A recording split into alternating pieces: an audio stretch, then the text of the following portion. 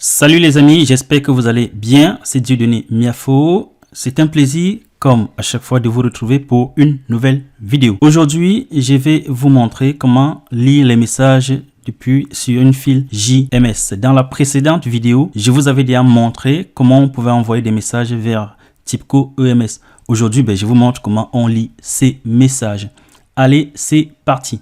Donc, j'ai mon projet que j'avais déjà utilisé pour envoyer le message. Sur ce projet, nous allons créer tout simplement un nouveau process pour lire les messages. Donc, je vais faire un new business work process et je vais l'appeler process receive.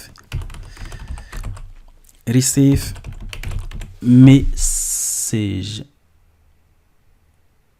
Finish. Et donc, qu'est-ce que j'ai fait? J'ajoute juste une activité de lecture JMS Receive. Voilà.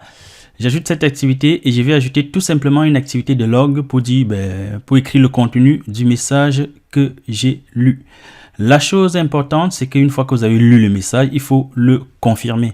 Pour ce tutoriel, je vais laisser la confirmation automatique. Donc, Acknowledge Mode, je vais laisser automatique. Pour configurer votre activité sur Messaging Style, il faut sélectionner le type d'élément EMS. C'est une queue ou une topic. Donc, dans mon cas, ce sera une topic. Et le nom ce sera une queue, pardon. C'était sample.queue. Donc, je vais mettre sample.queue.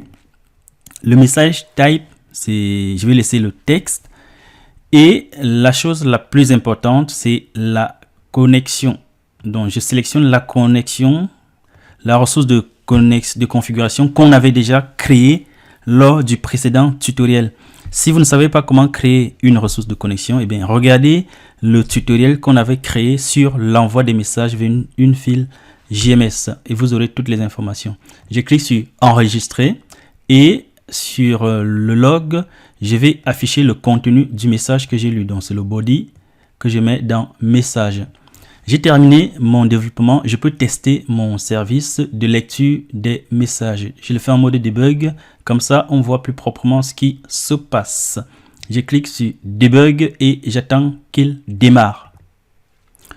Donc, vous voyez, mon process a démarré et a lu le message que vous voyez le contenu là. Voilà, c'est la fin de ce tutoriel. Je vous remercie de m'avoir suivi jusqu'à la fin. À très bientôt. Arrivederci. Et si tu n'es pas encore abonné à cette chaîne, n'oublie pas de cliquer sur le bouton s'abonner pour t'abonner maintenant. Je te remercie une fois de plus. À très bientôt.